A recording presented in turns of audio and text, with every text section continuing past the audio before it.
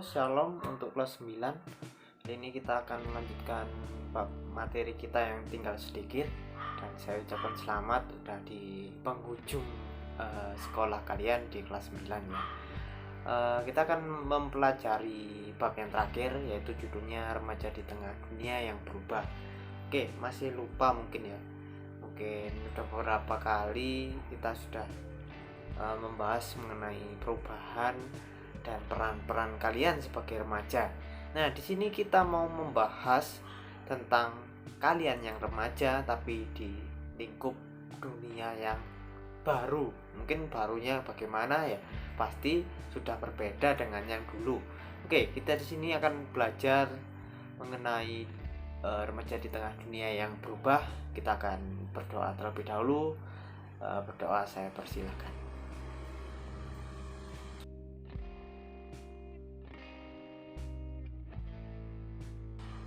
Berdoa selesai. Oke, kita akan bahas di sini remaja di tengah dunia yang berubah.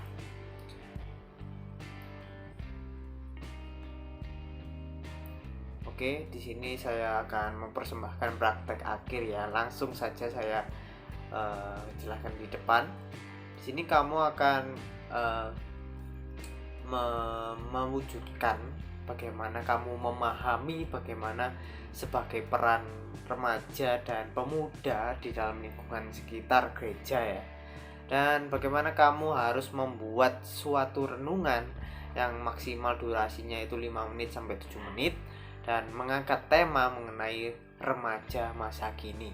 Nah, bagaimana remaja masa kini menurut kamu, dan silahkan kolaborasikan, silahkan ditemukan ayat-ayat yang dapat mendukung remaja dapat berubah dalam firman Tuhan. Oke, di sini silahkan dibuat bentuk renungannya melalui bentuk video. Saya mohon untuk memperlihatkan wajah ya, untuk saat menjelaskan, saat menyampaikan renungannya. Oke, untuk pengirimannya, pengumpulannya bisa di WA group. Kita bisa share di situ, WA group atau WA pribadi. Kita gunakan maksimal dokumen atau maksimal file itu 100 MB ya di sini. Oke, kita akan langsung saja. Kalau ada pertanyaan silahkan ditanyakan secara jati. Oke, di sini remaja di tengah dunia yang berubah. Kira-kira bagaimana sih, perubahan apa yang ada di dalam dunia ini, dan kira-kira kenapa sih remaja harus dituntut harus bisa melawan atau melewati dunia yang berubah ini. Nah, di sini kita harus tahu bahwa waktu ke waktu, generasi ke generasi pasti ada sebuah perubahan. Nah, masa saya kecil sampai semasa saya besar ini, mungkin keadaan zaman ini juga saya rasakan berubah. Mungkin kalian juga merasakannya. Mungkin saat kesampaian ini masih kelas 1 SD dan sekarang sudah SMP kelas 9. Nah, mungkin di situ kamu merasakan bahwa kamu itu mengalami perbedaan secara mungkin lingkungan sekitar, yang mungkin dulunya umpama kamu hidup di rumah di komplek atau di rumah perumahan, dan ketika itu kamu kecil masih sepi dan sekarang sudah ramai. Nah, pasti ada perubahan. Juga seperti style-style pada zaman dahulu juga berbeda dengan zaman sekarang. Oke, itulah perubahan. Dan perubahan pada masa kini itu seringkali disebut dengan globalisasi ya. Globalisasi itu adalah efek perubahan dunia yang terasa di dalam diri kita atau di dalam kehidupan kita masing-masing. Oke, di sini segi fisik atau mental serta perilaku pasti juga ada perubahan ya.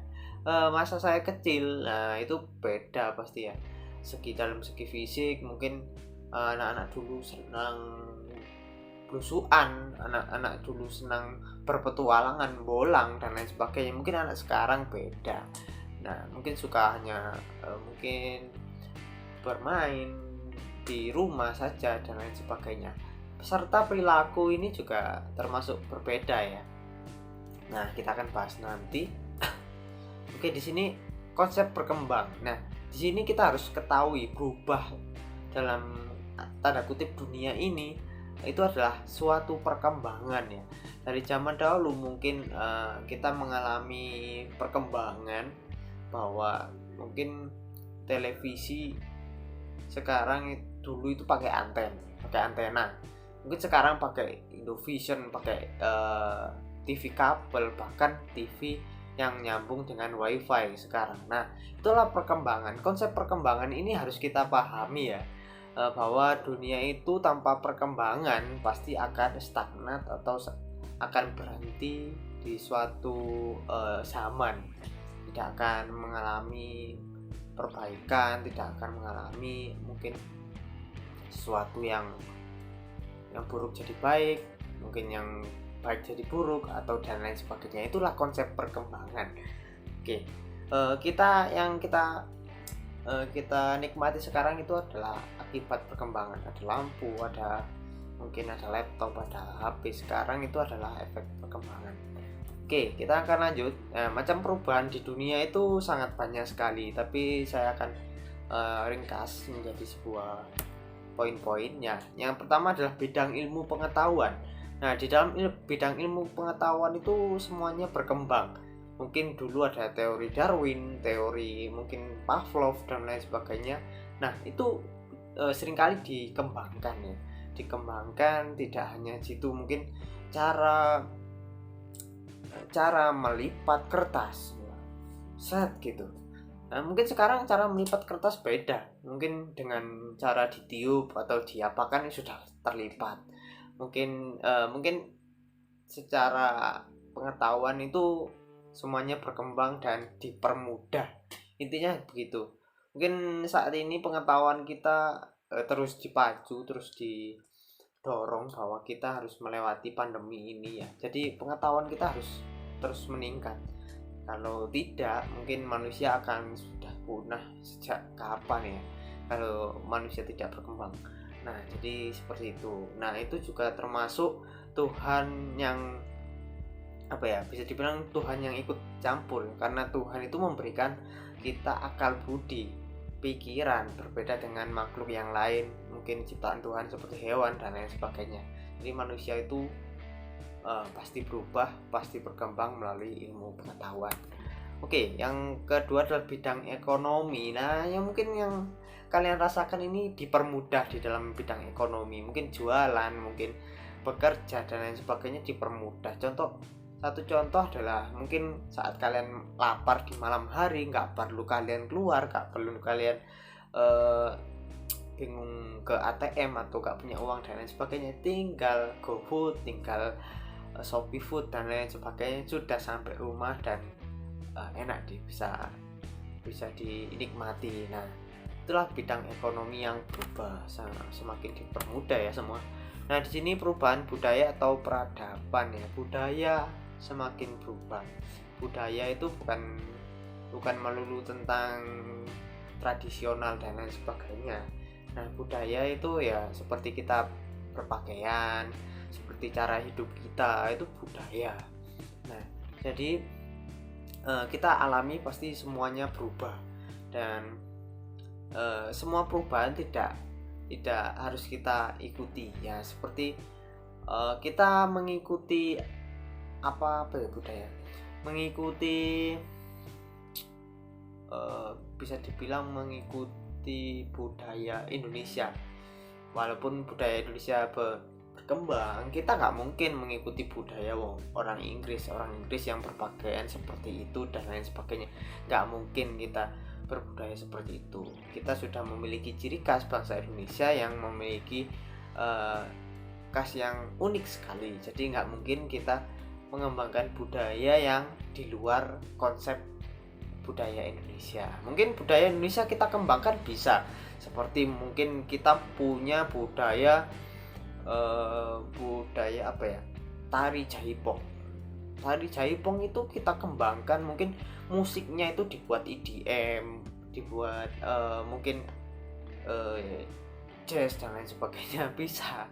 Nah, jadi itu kebudayaan. Peradaban itu adalah kemanusiaannya. Manusia mungkin di suatu desa peradabannya bagaimana, mungkin ada perubahan, mungkin desa itu dulunya nggak ada lampu, nggak ada listrik. Nah sekarang ada listrik, dan setelah ada listrik bisa berkembang dan lain sebagainya. Nah itulah peradaban. Oke, selanjutnya perubahan perspektif hidup. Perspektif itu pandangan hidup. Bagaimana kita melihat orang lain, bagaimana kita menyikapi fenomena-fenomena yang ada di sekeliling kita. Mungkin banyak sekali fenomena mungkin viral dan lain sebagainya. Kita pandang mungkin contohnya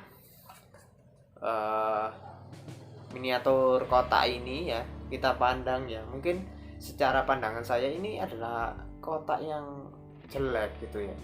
Mungkin secara pandangan kamu beda. Nah mungkin di zaman sekarang pandangan-pandangan itu seringkali mengarahkan kepada mungkin seperti orang kaya itu lebih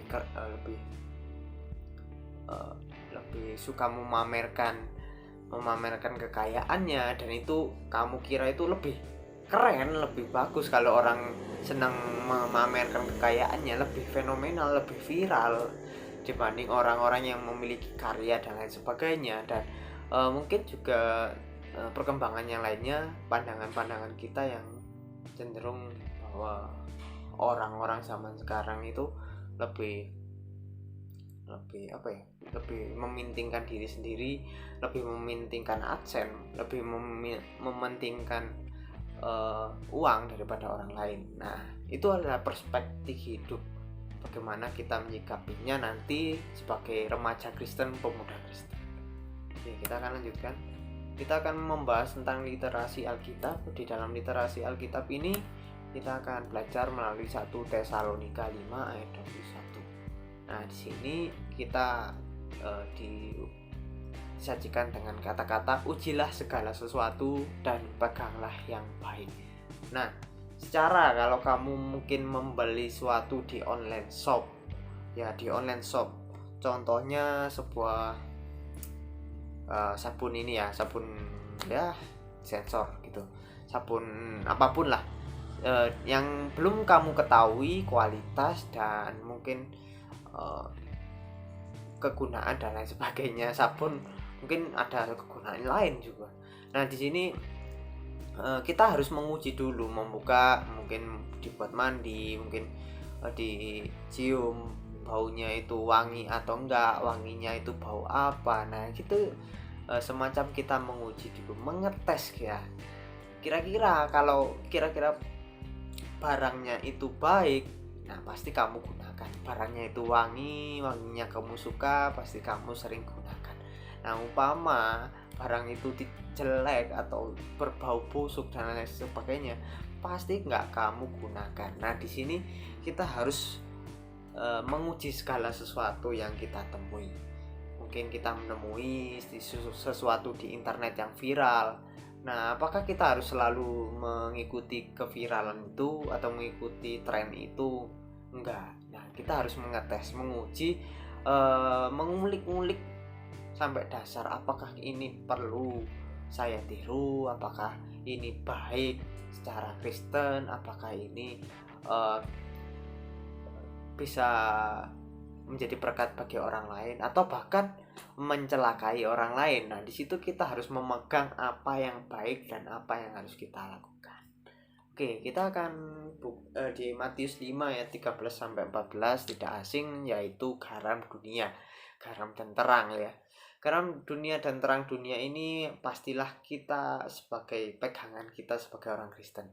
Bagaimana kita harus menjadi sosok garam dan terang yang harus menyinari dan membuat rasa yang lezat dan bergizi untuk orang lain, menjadi berkat bagi orang lain. Nah, jikalau mungkin perubahan dunia ini sudah kita rasakan, nah apakah kita harus tetap menjadi garam dan dunia, garam dan terang? Ya pasti. Nah, karena kita sudah rasakan mungkin dunia semakin berbeda, mungkin semakin individualisme, mungkin semakin memiliki egoisme, mungkin liberal dan lain sebagainya. Nah, kita harus meluruskan menjadi terang dan menunjukkan bahwa kita adalah gambar-gambar Tuhan di dalam dunia ini. Nah, kita menunjukkan kasih Tuhan pada sesama dan lain sebagainya. Oke, lanjutnya Roma 12 ayat 2. Jangan serupa seperti dunia, lakukan pembaharan budi seturut kehendak Allah. Nah, itu tadi seperti yang saya katakan, bahwa setiap fenomena, setiap hal yang viral, yang tren, nggak harus kita tiru atau nggak harus kita judge, nggak harus kita olok-olok, wah ini tidak baik. Nah, mungkin kalau kita ketahui, kita uji seperti yang di awal tadi, ngetes dulu. Oh, kalau tidak baik ya nggak usah ditiru, nggak usah dicaci maki, nggak usah di judge, nggak usah lain sebagainya. Tapi kita harus introspeksi diri. Wah, ini adalah video yang nggak baik, nggak akan saya tiru. Ya wis, kamu diam, mungkin kamu mengasih saran juga boleh, tapi jangan judge. Dan kamu harus memperbarui diri sebagai bentuk introspeksi diri, bahwa kamu nggak mau ikuti kegiatan dunia atau hal yang viral di dunia itu, bahwa kamu harus seturut dengan kehendak Tuhan. Oke, walaupun Alkitab itu sudah jadul, perkataan kata-katanya sudah sejak zaman Masehi awal ya, tapi itu adalah firman Tuhan yang harus kamu turuti dan harus kita lakukan. Firman Tuhan itu tidak berkesudahan. Firman Tuhan itu selalu up to date. Pasti kalau kamu baca ya, pasti selalu relate, selalu menjadi rema di dalam kehidupan sampean semua. Oke, kita akan lanjut. Nah, dampak perubahan dunia adalah positif dan negatif pastinya. Nah, tadi ada yang jelek, ada yang buruk. Yang kamu lakukan yang mana? Pasti ya yang positif. Yang kamu teladani ya yang positif. Jangan yang buruk, tapi yang baik. Oke, lanjut. Kiat dalam menghadapi perubahan sebagai kita orang Kristen, sebagai remaja Kristen. Nah, yang pertama adalah menerima. Gak mungkin kita gak menerima. Nah, menerima bukan berarti kita mengikuti. Menerima bukan berarti kita mencontohi atau meneladani. Tapi menerima itu ya oh so fine. Kalau di dunia ini mungkin contoh, kamu harus ikut vaksin. Nah, ya karena itu wajib ya harus ikut. Nah, karena itu juga buat kekebalan tubuh kamu ya, kamu harus menerima. Contoh juga hal-hal mungkin perubahan dunia yang lain ya, kamu harus menerima. Mungkin seperti ada mungkin teman-teman muslim yang lain sedang sholat, sedang melakukan puji-pujian, sholawatan dan lain sebagainya, kamu harus menerima. Nah, menerima itu bukan berarti ikut, bukan berarti mencontoh, tapi seperti toleransi, seperti menerima ya tetap menghargai kehadiran, menghargai apa yang ada di dalam dunia ini. Oke, yang selanjutnya tetap berpartner dan melibatkan hidup dalam karya Tuhan. Nah, kita adalah partner Tuhan ya. Partner Tuhan itu ya rekan Tuhan di dalam kehidupan kita. Rekan Tuhan dalam melaksanakan tugas-tugas di dunia ini. Nah, bagaimana kita menjadi partner dalam melibatkan hidup yang dalam hidup kita itu mengalami dunia yang berubah, ya tetap berpengharapan pada Tuhan, tetap mengandalkan Tuhan, tidak meninggalkan Tuhan, tetap mengembangkan iman yang kita punya supaya kita tidak terjerumus kepada hal yang salah, karena dasar yang kita punya itulah adalah iman. Jika pondasi kamu lembek, pondasi kamu loyo, nah pasti sedikit hempasan dari dunia yang berubah ini kamu akan hancur. Nah, makanya kamu harus tetap berpengharapan pada Tuhan dan tidak meninggalkan Tuhan pastinya. Oke, realistis lah kita berpikir sebagai manusia. Nah, mungkin kamu mau lulus SMP ya, kamu realistis mau pergi ke SMA mana, SMK mana. Realistis, jangan ikut-ikut di sosmed, ikut-ikut mungkin teman kamu yang mungkin berbeda ya. Realistis lah, semangat, jangan menyerah, jangan putus asa karena perubahan dunia. Ya seperti itu. Nah, mempersiapkan diri ini pasti ya. Seperti kamu mau ujian ya, kamu harus belajar. Seperti kamu harus mau sepak bola ya, kamu harus pakai sepatu yang ada poolnya, pakai kaos kaki dan lain sebagainya. Nah, semacam itu kita mempersiapkan diri kita. Terlebih kita sebagai orang Kristen harus mempersiapkan tadi iman yang kuat gitu. Oke, sudah demikian apa yang saya bahas untuk bab terakhir untuk kelas 9. Kiranya kalian dapat memahami seluruh yang saya sampaikan walaupun secara daring dan sempat sedikit juga tersesat secara luring ya. Dan jadi mohon maaf mungkin kalau ada hal-hal yang kurang paham, hal-hal yang keliru saya ucapkan, mungkin silahkan ditanyakan atau silahkan meminta penjelasan kepada saya. Oke, silahkan, selamat belajar, selamat mengerjakan praktek. Tuhan Yesus memberkati kita semua. Amin.